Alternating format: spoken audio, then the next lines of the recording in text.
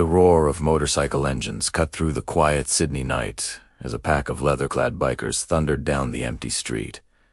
But in an instant, everything stopped. The lead rider's hands shot up, bringing the entire group to a halt.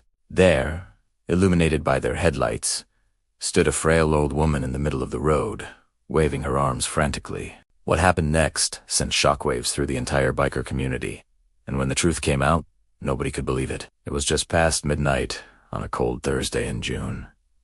The Sydney Kings, a motorcycle club known for their weekend rides through the city's outer suburbs, were heading back from their usual meetup spot. These weren't your Hollywood stereotype bikers. Most of them were regular guys, tradesmen, office workers, fathers who found freedom on two wheels. But as they approached that intersection in Parramatta, their night took an unexpected turn. Jake Morrison, the club president, was the first to see her. An elderly woman, maybe in her 80s, standing right in the middle of the road wearing a thin nightgown and slippers. If you love real biker stories, hit that subscribe button right now because you won't believe where this goes. Jake killed his engine and rushed over. The woman was shaking, not from fear of the bikers, but from something else entirely. "Please," she grabbed his leather jacket with surprising strength.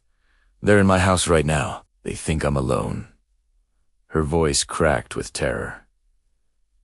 Jake's heart sank. He turned to his crew and gave the signal. Within seconds, 12 motorcycles went silent. The woman's name was Margaret Chun.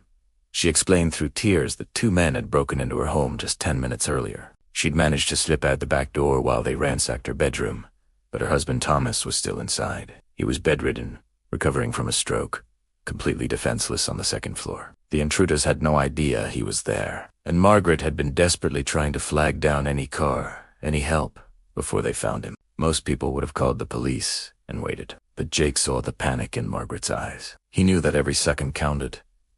He made a decision that would change everything. "Show us the house," he said quietly. The other bikers exchanged glances. They weren't vigilantes. They weren't heroes. They were just guys on motorcycles. But there was an unspoken code among them, something deeper than club rules or leather patches. Margaret pointed to a modest brick home just 3 houses down. Jake organized his crew like a military operation. 5 bikers stayed with Margaret. The rest moved silently toward the house, their heavy boots surprisingly quiet on the pavement. Through the front window, they could see shadows moving inside, hear furniture being overturned. Jake pulled out his phone and dialed emergency services, whispering their location. Then he did something that stunned even his own brothers. He walked straight up to the front door and knocked. Loud, hard, deliberate. The noise inside stopped instantly. Jake knocked again, this time announcing in a booming voice, "We know you're in there. The house is surrounded. Police are 90 seconds out. You've got one chance to walk out that door right now."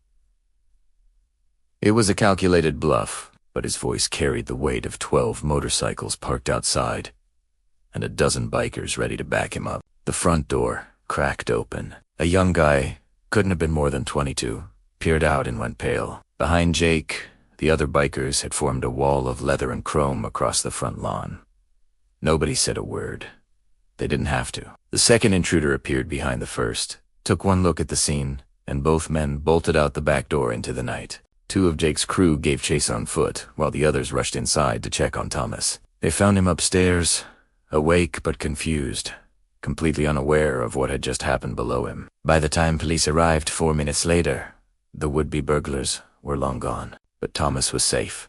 Margaret was sobbing with relief, and a dozen bikers were standing in her living room looking slightly awkward. Here's where the story takes its most incredible turn. When police reviewed the security footage from a neighbor's camera, they discovered something that left everyone speechless. One of the intruders was Margaret's own grandson, Dylan, a kid she'd helped raise after his mother passed away. He'd fallen into drugs, debt, and desperation. He knew his grandmother kept cash in the house. He knew she'd be alone that night because Thomas had a late medical appointment. But that appointment had been rescheduled. Margaret was devastated when police told her, but Jake and his crew, they never judged. They visited Margaret and Thomas twice a week after that night, helping with yard work, grocery runs, anything they needed. The Sydney Kings even started a neighborhood watch program in Parramatta, proving that the most unexpected heroes sometimes arrive on motorcycles, What do you think really happened to Dylan? Drop your thoughts in the comments below. And if this story shocked you, share it with another rider who needs to hear this. Sometimes the road takes us exactly where we need to be.